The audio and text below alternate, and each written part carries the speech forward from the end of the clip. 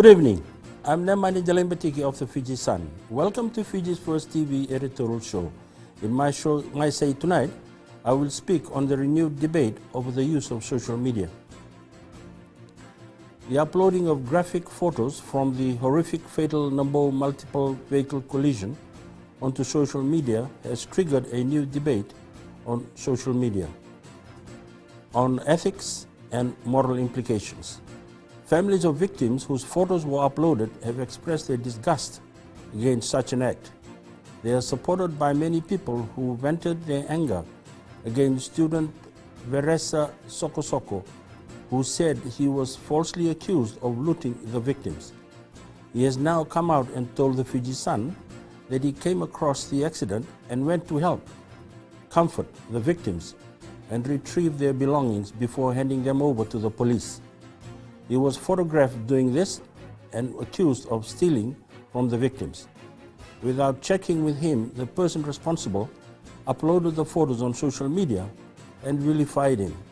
It started a frenzy from keyboard warriors who attacked him and his family and hung them out to dry. The experience has left him and his family traumatized. The question is, will the person responsible be held accountable and made to pay for the psychological trauma that Sokosoko and his family suffered? It once again highlights the need for some form of law to protect people like Sokosoko and his family.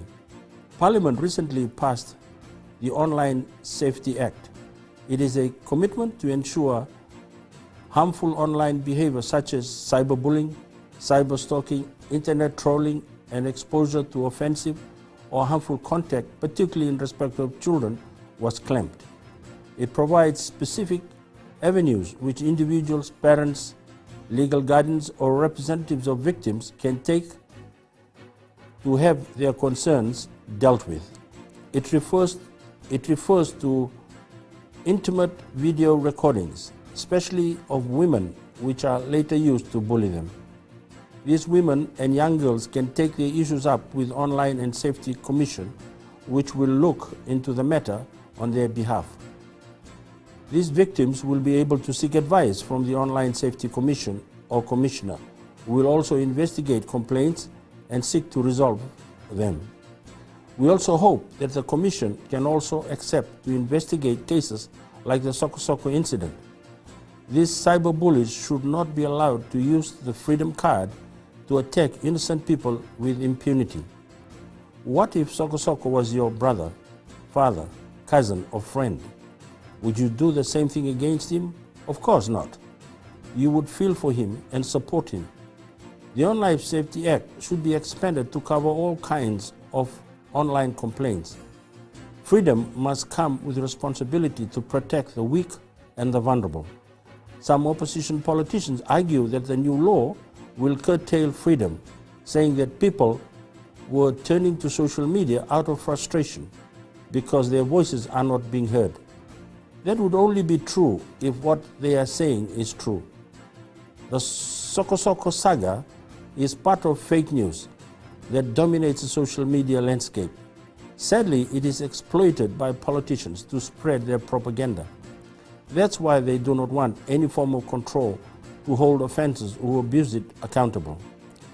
If they try to do it in the mainstream media, they would not be able to do it because they would be scrutinized for accuracy, facts, and legal reasons.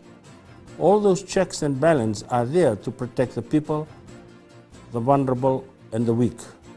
For this reason, the mainstream media observes the Media Code of Ethics and Practice. The code says, publication, whether electronic or traditional, or broadcasting of information, including pictures, about the private lives or concerns of individuals without their consent, is acceptable only if a legitimate public interest outweighs their normal rights to privacy. The public interest must be serious and proper public interest, and not mere curiosity. One of the key elements is preventing the public from being seriously misled on important matter. If we apply this principle to social media, then the original Sokosoko post was wrong on all counts, and the perpetrator should be pinged. We hope that one day the perpetrator and others like him are hauled in to face justice. I'm Nemani Ndelembetiki. That was my say tonight. For more of my views, you can read the Fiji Sun. If you wish to share your opinions on any issue that I've raised, you can email me on nemani.delembetiki@fijisun.com.fj. See you next week.